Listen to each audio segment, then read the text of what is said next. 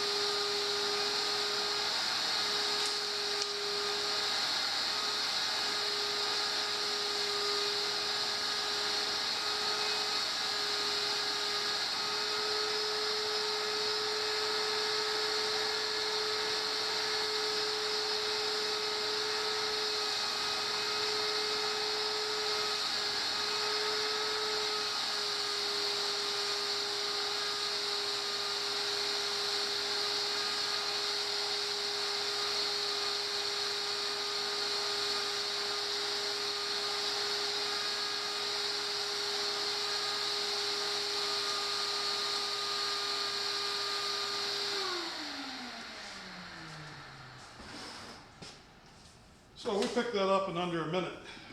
If you didn't have good airflow through the shop vac, you wouldn't be able to do that. You have good airflow by having a clean cartridge in here and using a paper bag. The paper bag will trap any fine pieces that might get past the Cyclone. Most of your stuff's going to be in the bucket. It's a lot easier to empty. Some people may try to put a plastic bag in the bucket to make it even easier. You're probably going to find that plastic bag's going to get sucked up inside the Cyclone. So if you put a plastic bag in there, you may have to put a pound or two of sawdust just to keep that weighted down, and then it would work. Let me demonstrate how good the vacuum is between this wood lid and the bucket.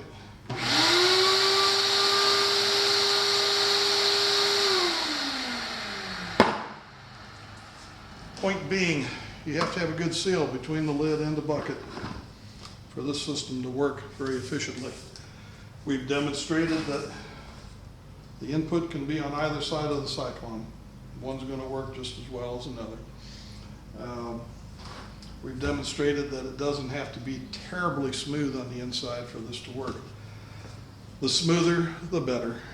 But this somewhat crude construction is a nice, easy, cheap way to build one of these things. They can be kind of expensive if you go out and try to buy one.